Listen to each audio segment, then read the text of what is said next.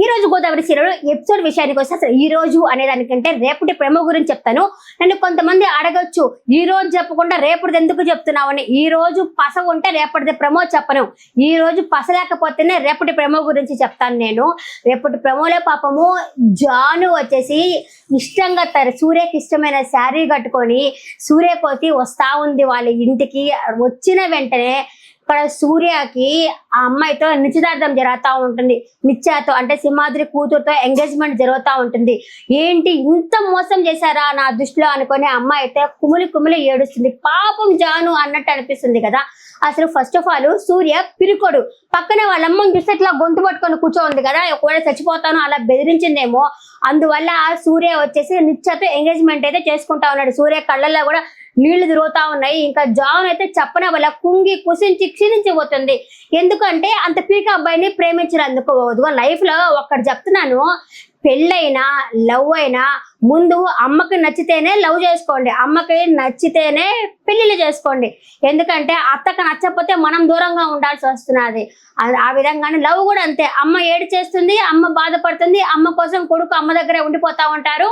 ఇంకా మన లైఫ్ అధోగతే అవుతుంది. అందుకే ముందు అత్తకు నచ్చితేనే ఆ తర్వాత చూసుకోవాలన్నమాట. రియల్ కూడా అలాగే జరుగుతూ ఉంది.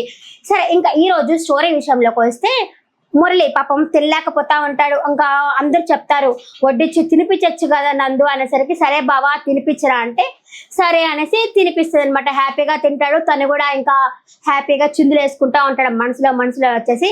సరే, ఇంకా మనకి ఇంత చేశాడు కదా బావకి పార్టీ ఇవ్వాలి కదా అంటే ఇంకా మురళి చెప్తాడు, నేను సాయంత్రం అట్లా బయటికి వెళ్తున్నాను, నేను నాతో పాటు వస్తావా అంటే వస్తాను అని చెప్పేసి చెప్తుంది అనమాట నందు.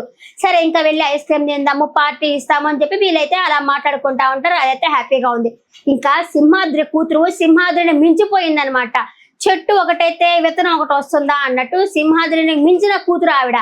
ఇంకా రిలీజ్ అయ్యి వస్తాడు ఎవడు, వాళ్ళ తమ్ముడు అంటే కళ్యాణ్ రిలీజ్ అయ్యి వచ్చిన తర్వాత వాళ్ళ అక్క ఈ చంప ఆ చంప వాయిగొట్టి, అరే ఆ అమ్మాయిని ఈ విధంగా నువ్వు తీసుకెళ్తావా నువ్వు అని చెప్పేసి అనేసరికి, అది కాదక్క ఆ అమ్మాయి నాతో పాటు వచ్చింది అనేసరికి, ప్లాన్ చేసుకోవాలి కదరా, నువ్వు ప్లాన్ చేసుకుని అమ్మాయిని తీసుకో ఉండాలి కదా అని చెప్పేసి మాట్లాడుతుంది.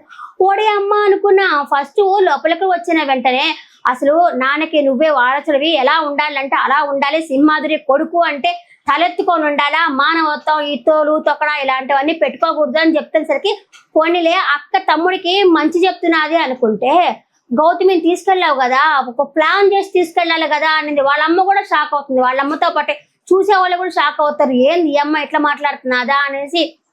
ఒక ప్లాన్ చేసుకో, ఇప్పుడు నాకు సూర్యతో ఎంగేజ్మెంట్ జరుగుతుంది, ఆ తర్వాత వాళ్ళని బయటికి తరిమేద్దే ప్లాన్ లో ఉందాం, మనం ఊరి నుంచి తరిమేద్దాము అని చెప్పేసి ఆ అమ్మాయి అయితే ఆలోచిస్తూ ఉంటుంది. ఇంకా సింహాద్రి అబ్బా నువ్వు నా కూతురే, నా కొడుకే అని చెప్పేసి, సరే ఇంకా అక్కకి ఎంగేజ్మెంట్ ఏర్పాట్లు చూసుకోవాలి కదా అని చెప్పేసి ఆ పనుల మీద వాళ్ళైతే వెళ్తూ ఉంటారు. ఇక్కడ జాను అయితే తనకి సూర్యకి ఇష్టమైన శారీ కట్టుకొని తనతో కలవమని చెప్పాడు కదా, అలా కలవడానికి రెడీ అవుతా ఉంటుంది. అంతలోపల నందు వచ్చి అమ్మ ఎక్కడికి పోయింది అంటే, ఏమో ఏదైనా బయట సామాన్లు ఏమైనా తీసుకురావడానికి ఏమైనా వెళ్ళిందేమోలే అని చెప్పేసి అంటుంది అనమాట. ఓహో అలాగా, ఏంటి ఈ చీర కట్టుకోనా, ఎప్పుడు కొన్నావంటే మొన్నప్పుడు కొన్నానులే అంటుంది. అది సూర్య ఇచ్చిన గిఫ్ట్ అని చెప్పదు, తర్వాత చెప్దాంలే. ఎక్కడికి వెళ్తున్నావు అంటే గుడికి వెళ్తున్నాను నేను, నాకు కొంచెం మొక్కు ఉంది, ఆ మొక్కు తీర్చుకున్నాక చెప్దాంలే అని చెప్పి తనైతే అనుకుంటుంది. ఎందుకంటే సూర్య ఓకే అని చెప్తే వాళ్ళ అమ్మ కూడా ఓకే అంటే ఇంట్లో చెప్దాంలే అన్న ఉద్దేశంతో ఓకేలే అని చెప్పేసి చెప్పదనమాట ముందుగానే. ఇంకా వీళ్ళ అమ్మ ఏం చేసింది, సింహాద్రికి భయపడింది. ఆవిడ ఖచ్చితంగా భయపడింది.